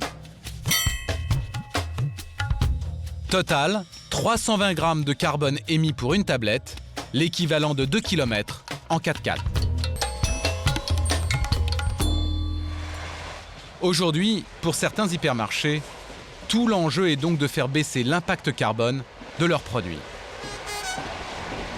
Nous partons pour le centre de la France, dans la région lyonnaise. C'est ici que se trouve le fabricant de chocolat, vendu sous la marque Casino. Ce jour-là, le distributeur a envoyé dans l'usine Corinne Mercadier, la spécialiste de l'indice carbone de l'enseigne. Sa mission ? Pousser son fournisseur à être plus écologique dans sa façon de produire du chocolat. Mais pour y arriver, elle va devoir se montrer convaincante auprès du fabricant. Ici, on est dans la zone de conditionnement des produits. C'est l'endroit où on va emballer les tablettes. Corinne Mercadier a listé une dizaine de points à améliorer. Comme la question de la distance parcourue par les matières premières, exemple, le sucre. J'ai regardé au niveau des kilomètres. Donc vous avez 3 fournisseurs d'ingrédients pour du sucre à base de betterave. Est-ce que ce serait possible de travailler majoritairement avec celui qui est plus proche de chez vous ? Trop risqué, selon le fabricant. Le sucre, c'est une matière extrêmement sensible chez nous parce que c'est un des ingrédients principaux du chocolat. Et on est obligé d'assurer des approvisionnements dans différents fournisseurs pour être sûr de ne pas avoir de rupture d'approvisionnement. Pas de sucre, pas de chocolat. L'argument est imparable. Pas question de mettre en péril la production, même au nom de la protection de la planète. Qu'à cela ne tienne, Corinne Mercadier suggère d'autres pistes à explorer. Utiliser par exemple du papier recyclé pour emballer le chocolat. Imprimer directement le code-barre sur l'étui pour économiser des étiquettes. Ou encore diminuer l'épaisseur d'un carton pour en consommer moins. Le fournisseur veut bien tout étudier, à une condition, une seule, que ça ne lui coûte pas plus cher. Est-ce que sinon vous seriez tenté d'augmenter le prix du produit ? C'est toute la problématique parce que si on fait des améliorations environnementales sur les produits et que ça provoque des augmentations de coûts, derrière il est possible qu'on ne soit plus forcément concurrentiel par rapport à d'autres fournisseurs de chocolat. Voilà donc la difficulté d'intégrer la dimension écologique quand on fait du chocolat.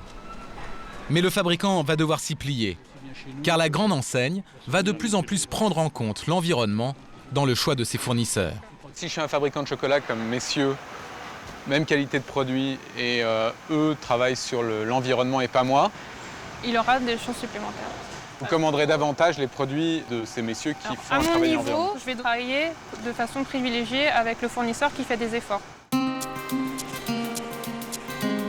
Comme ce fabricant de chocolat, des industriels commencent à faire des efforts et des produits à faible impact environnemental apparaissent peu à peu sur le marché. Mais encore très peu de consommateurs ont la possibilité de les acheter. À l'échelle du globe, cela reste même une infime minorité. Car pour la plus grande partie de la population mondiale, l'enjeu alimentaire est tout autre. Nous sommes de plus en plus nombreux sur Terre et la planète, elle, arrive de moins en moins à fournir. Dans certains pays, cela a même pris une dimension tragique, une pénurie qui provoque parfois violence et révolte. Printemps 2008, le monde découvre des émeutes sans précédent. Sénégal, Haïti, Vietnam, Égypte, ils sont des centaines de milliers à descendre dans la rue car ils ont faim. Des émeutes qui seront réprimées dans le sang.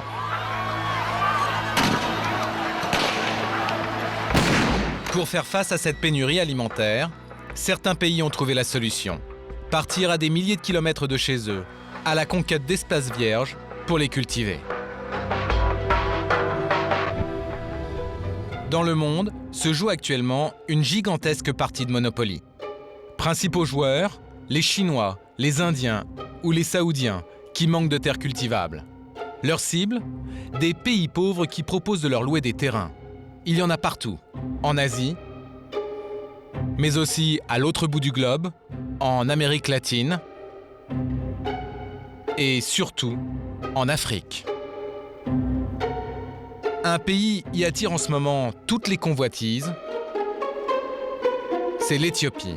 Cela peut sembler paradoxal, car pour la plupart d'entre nous, l'Éthiopie, ça évoque d'abord ça.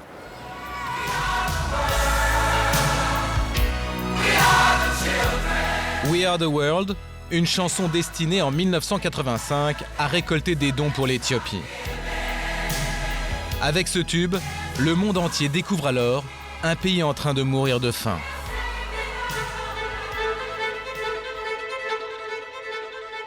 La famine fait 1 million de morts, dont des centaines de milliers d'enfants. Les images de l'époque montrent des paysages désertiques, des terres sèches et arides. Mais l'Éthiopie offre aussi un autre visage, totalement inattendu.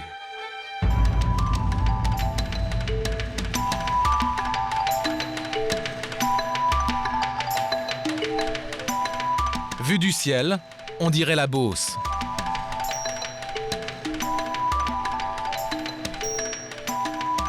Des millions d'hectares de terres vertes et fertiles, cultivées de manière archaïque par la population. Voilà ce qui attire les étrangers. Et pour découvrir comment ils investissent et exploitent ces terres, nous nous dirigeons vers l'ouest, dans l'Oromia, une des régions agricoles du pays.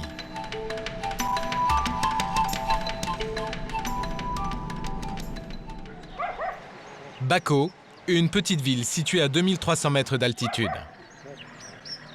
C'est ici que se trouve l'un des plus gros investisseurs étrangers du pays. Karuturi, une entreprise indienne. Il est 6 h du matin. Nous avons rendez-vous avec un homme qui s'appelle Razak. C'est l'un des managers de la ferme. Hello. Bonjour, est-ce que Monsieur Razak est là, s'il vous plaît? Thanks. Hello, Mr. Razak. How are you doing? Thank you for greeting us here. Razak est arrivé d'Inde en avril dernier.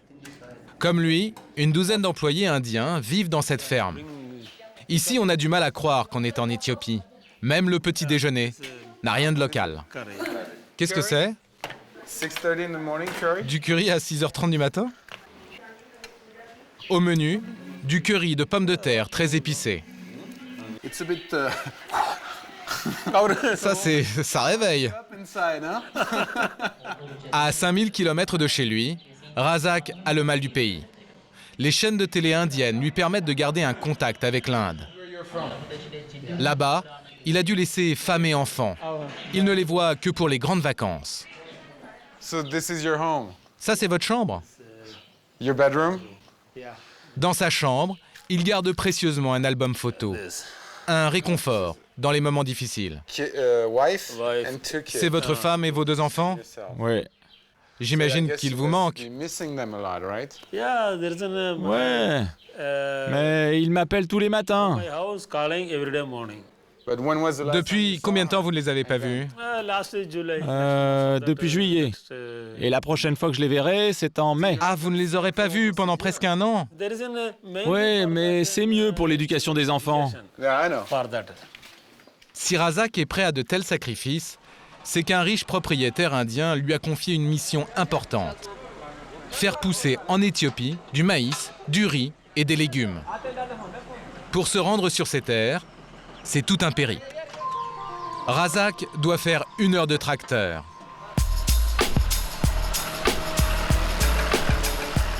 Cette route de fortune, c'est son entreprise qui l'a construite en plein milieu des champs. Son terrain est tellement grand qu'il lui faut toute la technologie moderne pour se repérer. Vous avez besoin d'un GPS pour vous repérer? Ouais. Vous voyez, c'est là qu'on est, exactement ici.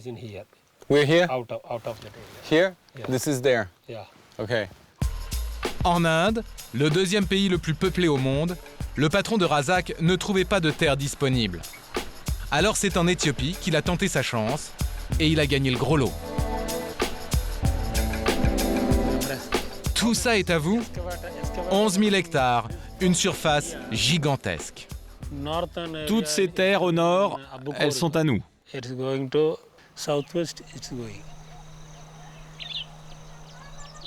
Sur ces terres, Razak prévoit de planter des céréales et des légumes. La majorité de la production sera exportée vers l'Inde et l'Asie.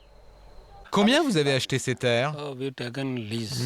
En fait, on les loue au gouvernement éthiopien. C'est un bail très long. Combien de temps? Aux alentours de 60 ans. 60 ans? Ouais. Ouais, c'est beaucoup. Ouais, c'est beaucoup. Mais pour développer tout ça, il faut du temps. On ne peut pas réussir en 5 ans.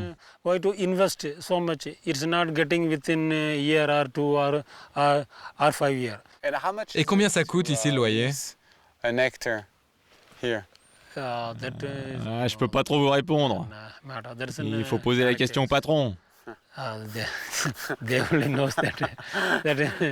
C'est un peu compliqué? Non, c'est pas compliqué, non.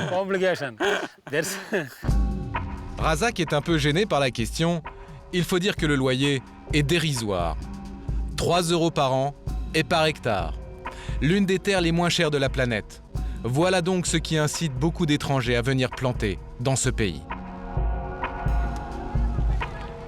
Maïs saoudien, vignes françaises, fraises israéliennes, on vient du monde entier pour profiter des promotions éthiopiennes.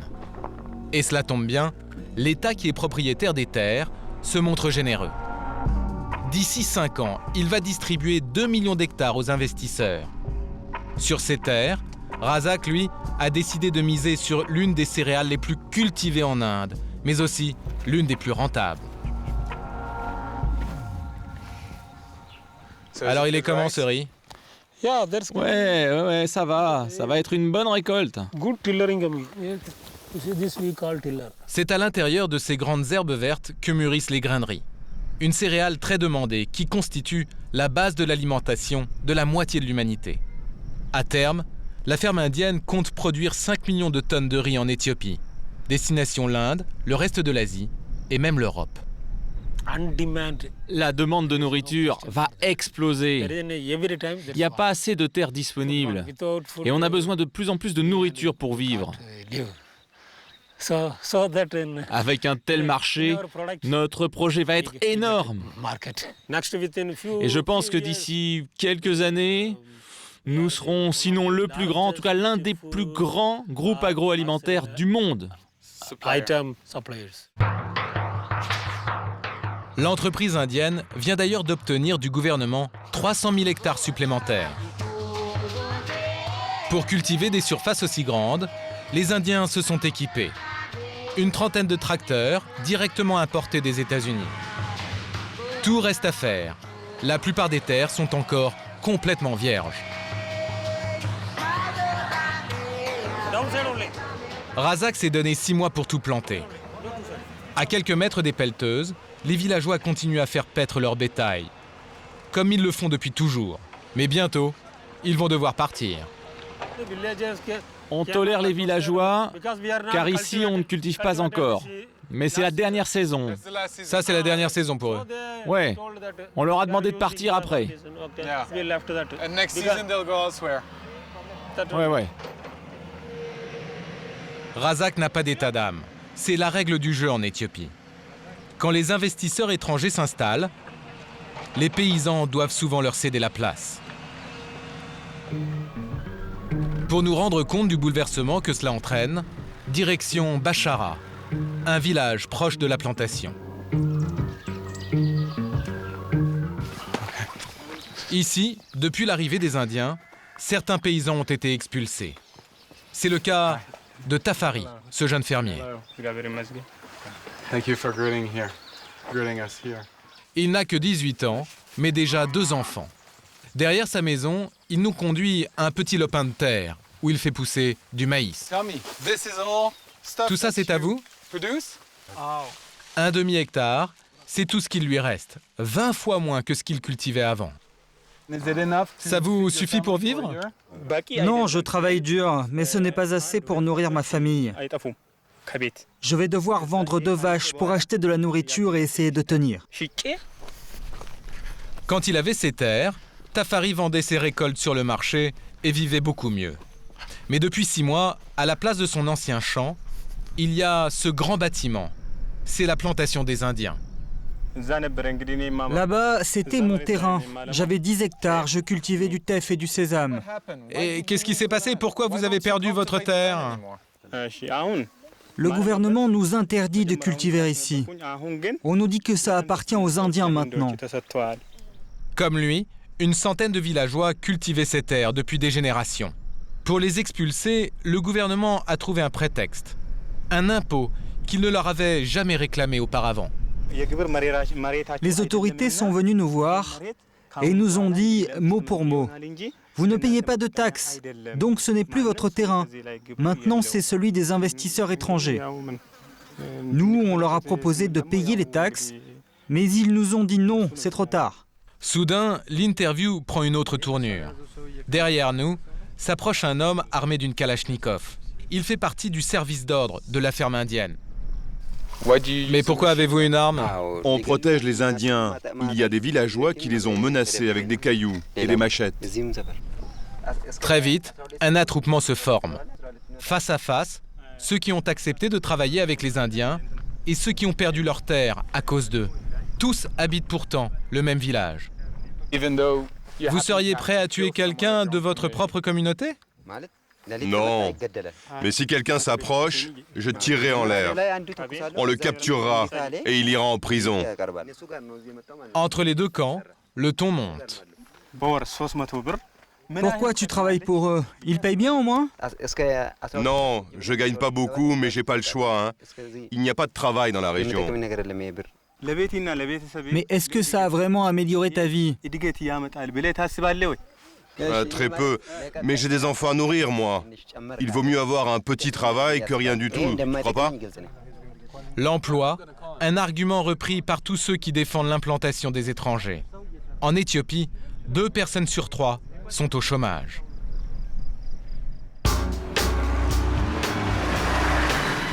Alors, devant les fermes, dans les villages, nous sommes toujours témoins de la même scène.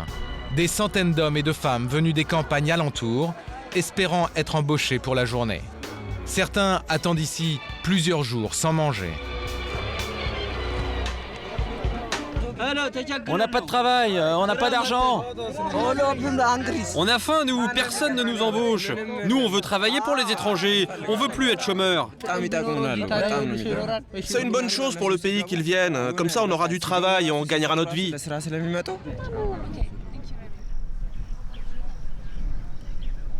Et justement, sur la plantation des Indiens, Razak, lui, donne du travail. 300 personnes employées actuellement. 1200 lors des prochaines récoltes. La plupart n'a aucune qualification. Celui-là, là, il est trop court. Donne-le. Il faut que ça fasse au moins 12 ou 13 cm, là. Ouais, comme ça. Mais l'avantage pour Razak, c'est que cette main-d'œuvre non qualifiée est très bon marché. Jusqu'à 50% moins cher qu'en Inde. Dusha, par exemple. Elle a 15 ans, elle a arrêté l'école pour aider sa famille. 8 heures par jour, elle enlève les mauvaises herbes autour des plantations. Elle gagne l'équivalent de 11 € par mois. Selon elle, c'est très peu, même en Éthiopie. Je pourrais gagner plus d'argent ailleurs. J'ai travaillé dans une autre ferme qui me payait plus pour faire exactement le même travail. Mais alors pourquoi vous restez là et vous ne travaillez pas ailleurs? Cette autre ferme est très loin et je devais beaucoup marcher. Celle-ci est tout près de ma maison. J'aime travailler ici, mais je voudrais être payé plus. Razak, elle dit qu'elle aime son job, mais que vous ne la payez pas assez. Ah, mais personne n'est jamais content de son salaire. Tout le monde veut plus. Dans cette région, c'est pas la saison, il n'y a pas de travail, nulle part. Nous, on en donne. Si elle était domestique, elle gagnerait plus d'argent, c'est sûr. Mais qui va lui donner du travail ici? Les villageois?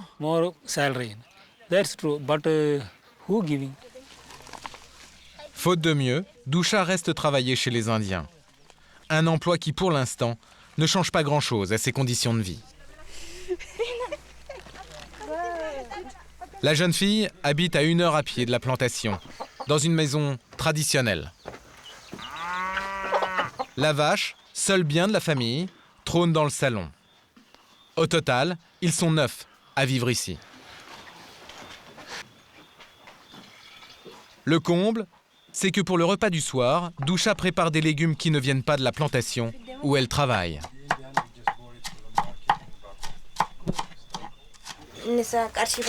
Nous, on est employés par les Indiens, mais on ne mange pas ce qu'on cultive. Parce que ce n'est pas vendu en Éthiopie. De toute façon, ce serait trop cher par rapport à ce que je gagne. Et c'est là le paradoxe. L'État donne toujours plus d'hectares aux étrangers, mais n'exige pas que les employés éthiopiens soient mieux payés. Résultat, beaucoup ne parviennent pas à vivre.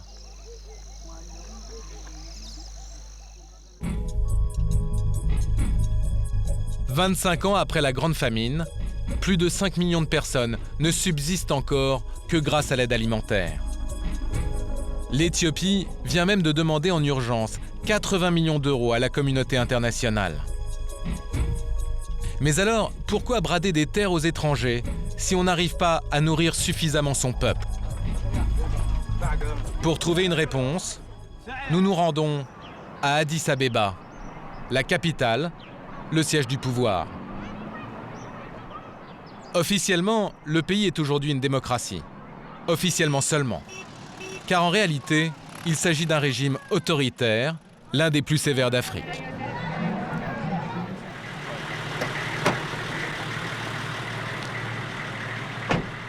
Nous avons rendez-vous avec le ministre de l'Agriculture, Tafara Derbiou. Bonjour, merci de nous recevoir, monsieur le ministre. C'est lui qui attribue les terres aux étrangers.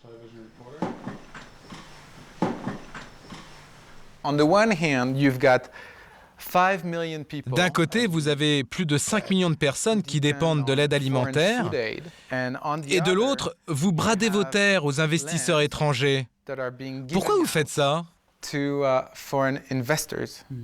Justement, on va moins dépendre de l'aide alimentaire grâce aux étrangers. C'est grâce à ces fermes que des millions de paysans vont s'en sortir. Ça va améliorer la qualité de vie des gens. Notre seule richesse, ce sont nos terres. Alors on fait quoi? On attend que nos paysans développent ces terres d'ici 30 à 40 ans? Ou alors on les cultive dès maintenant grâce aux étrangers? C'est important que ces terres soient cultivées le plus vite possible. Mais quand on l'interroge sur le sort des paysans expulsés sans aucune indemnisation de l'État, voici ce qu'il répond. On vous a mal renseigné. Vous êtes allé voir une poignée de fermiers qui se plaignent et qui sont paresseux et qui ne travaillent pas assez. C'est peut-être pour cela qu'on leur donne rien, parce qu'ils sont inefficaces. Donc les paysans qui se plaignent sont feignants? C'est ce que je crois, oui. J'ai rencontré des paysans éthiopiens qui ne sont pas feignants et qui gagnent la plupart du temps 11 € par mois et qui n'arrivent pas à vivre avec ça. Ma question, sans vous manquer de respect, est la suivante. Ne pensez-vous pas que vous êtes en train de laisser les étrangers exploiter votre peuple? Non, on ne laisse pas notre peuple se faire exploiter. On essaye de créer des emplois. Vous ne voulez pas imposer un salaire minimum, comme c'est le cas dans la plupart des pays du monde? Laissons le marché décider le prix de la main-d'œuvre. Avec cette politique volontariste, l'Éthiopie espère devancer ses voisins et devenir le pays africain le plus populaire auprès des investisseurs.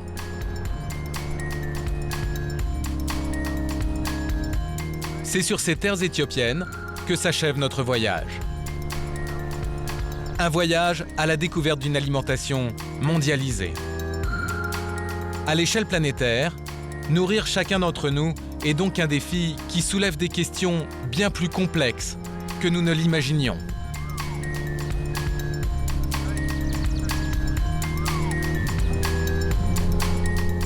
Pourtant, dès maintenant, le citoyen peut agir, souvent grâce à quelques règles de bon sens. Comme par exemple, privilégier les produits de saison et les aliments bio.